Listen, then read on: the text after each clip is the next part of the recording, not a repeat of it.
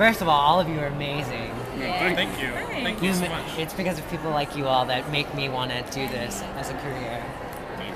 So thank you. Yeah. Thank you.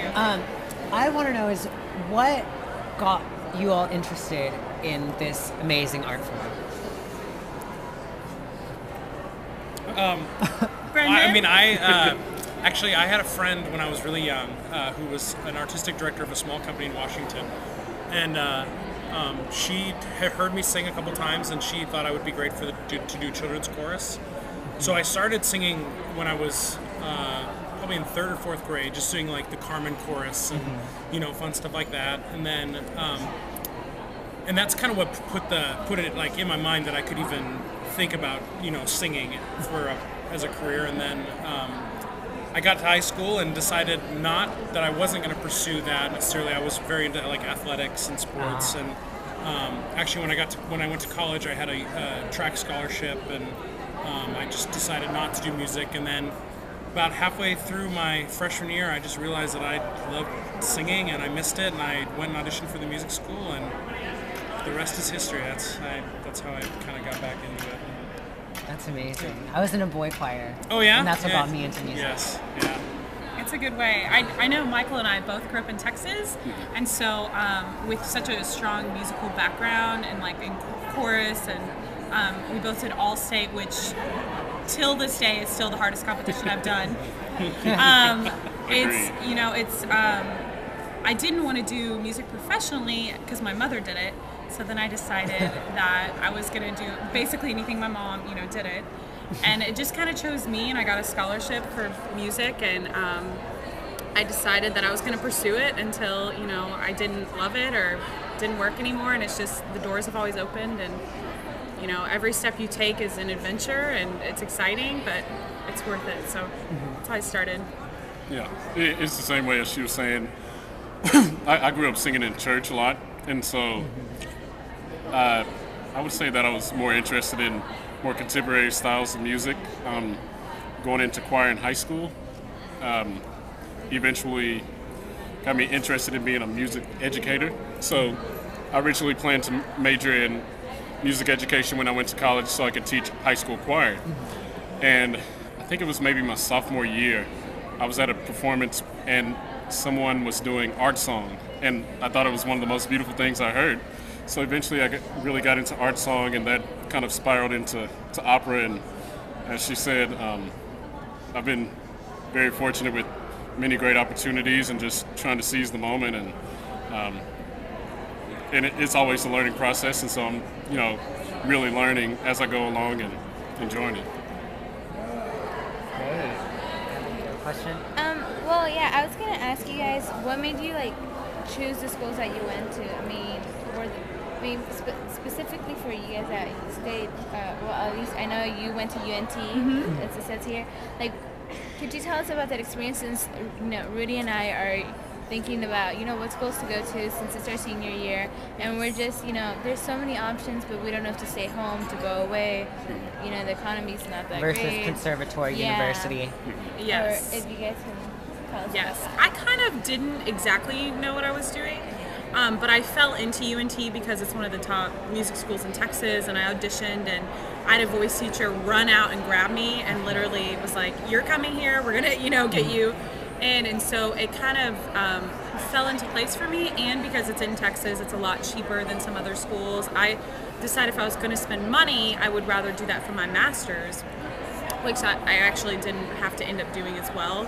But it's hard to graduate with a music degree and not have a lot of debt. So you don't, as much as you can shy away from that, I would definitely try. Especially for undergrad, I would say. Yes. Yeah. For grad school, it might be worth it to, Juilliard and those schools are, amazing, but it costs money to go there. But for grad school, I would say, those kind of connections that you can make in schools like that are priceless. So if I would say you can, but as far as undergrad is concerned, I think you can get, I went to a school that it has a great music school, but it wasn't one of the top in the country or anything like that. But the experiences I had there, just because I got so much attention and so much exposure just from being a big fish in a small pond, those kind of experiences are so great. And for undergrad, as long as, it can be a stepping stone into a bigger program for grad school. That would be my... Yeah. I'm sorry. For me, I got one thing I had to consider was out-of-state tuition. But that was actually part of my scholarship, so that made it easier for me to really decide between a school in Texas or actually going out of state. So you should look into those things as well, because for one thing, you're very far away from your family, so that's hard enough, especially your first year. You eventually, kind of grow into your own and build your relationships with friends and your own network at school. But yeah, that's a hard thing to deal with at first. But if you really find a school that is out of state, really think about the out of state tuition and see if it's worth it. As I said, you're more than likely going to acquire some kind of debt if you're going into a music field as your studies. But you want to minimize that. Yeah, you want to minimize it. Definitely, yeah. And also, wherever you go, a lot of people told me not to go to UNT because I was going to get lost in the crowd. And I think no matter where you go, a small school, big school, you have to work hard, and that goes without saying. So you're not going to get lost because you're going to, work your butt off and do well. So it's important. What have been your favorite roles that you all have played, and who is your favorite composer? Ooh, that's a good question. Composer of opera? I'll make it more vague. Anything. Just any composer? Any composer. The Lady favorite. Gaga. No, just my favorite role that I've done so far was Hermia at Wolf Trap this summer. I'm still working on, doing more bigger roles because I do a lot of smaller roles here, which is a great experience as well. But I love seeing that, and I absolutely love Britain. It's been one of my favorites. I also love Strauss. Those are probably my two favorite right now. And Puccini. I feel like I have to say that right now. But yeah, those are my favorite. My favorite role that I've ever done professionally was Albert Herring, another Britain opera. Woo! But my favorite role in school was Nemorino in Elixir of Love. I absolutely loved that role. And my favorite composer, for opera, I might have to say Verdi. His melodies are just amazing, like unbelievable to me. So I would probably say Verdi. Is my favorite.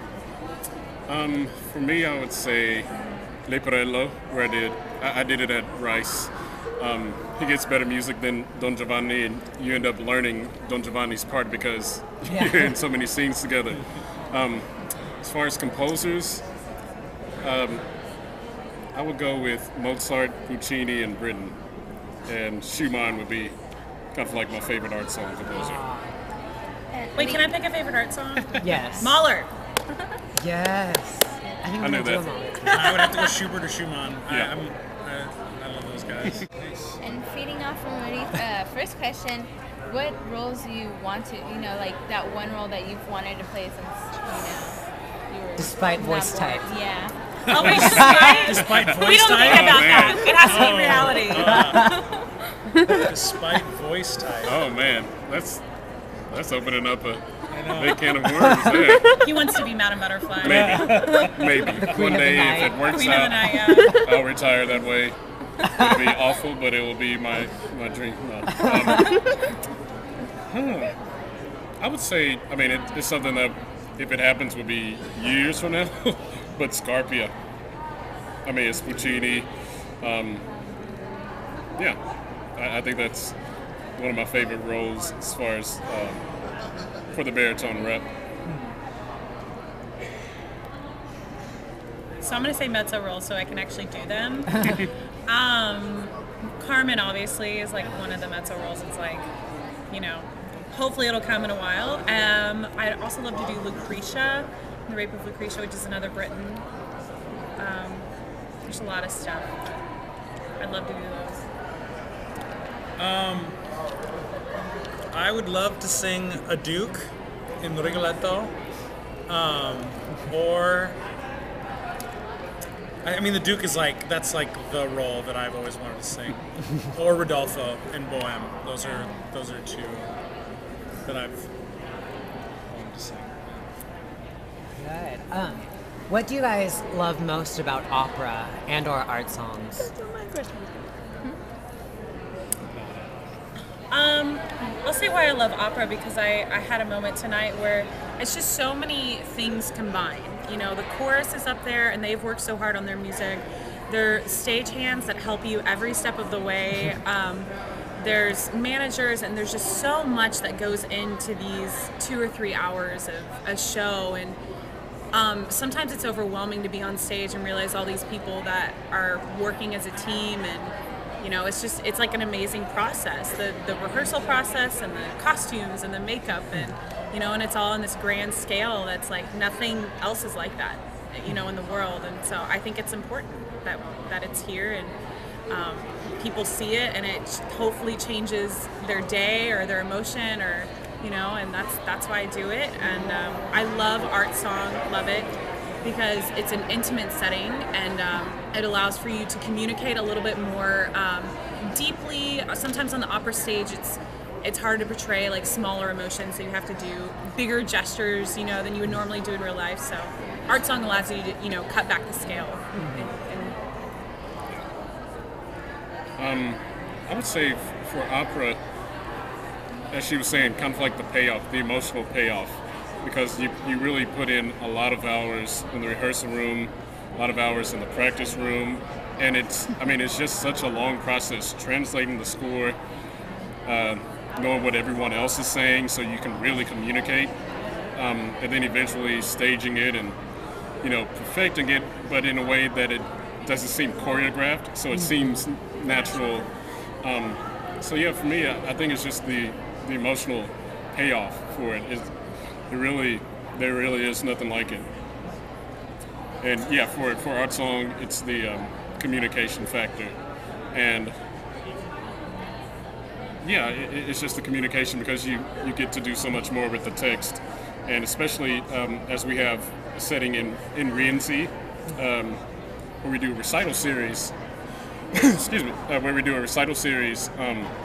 The acoustics, you know, is very, very live. It's a very live hall or a small room, so you really get to play with dynamics and how you use the text.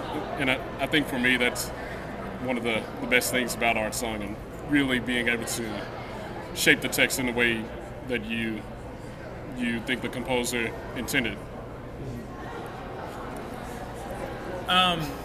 Anything else? They've pretty much covered it all. I mean, I love, the thing I love about opera is just it's like bigger than life. It's, you know, it's all these huge forces, the orchestra and singers, and you know, the big stage, and it's just, I mean, and the pure emotion that is expressed, like in a Madame Butterfly, where, you know, as an audience member, you just get wrapped. I mean, every time.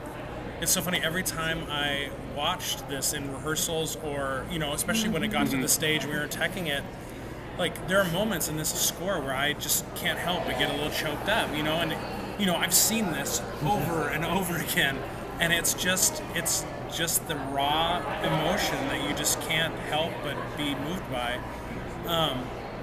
And actually the reason I like art song is a little more selfish. I love that there's no roadmap to what you can do with an art song. Like, I love that you have to find, like, it's like a challenge that I have to find a story in this poetry, because it's not usually telling a story. Like, it's just poetry, and you have to make and find what you want to do with it. And I think it's so fun to just, you know, and when it gets in recital and you're trying to tell this story in a language that probably people don't understand, and you have to convey it, and they have, you know, a booklet that says the words, but, you know, you have to, you know, really put yourself out there.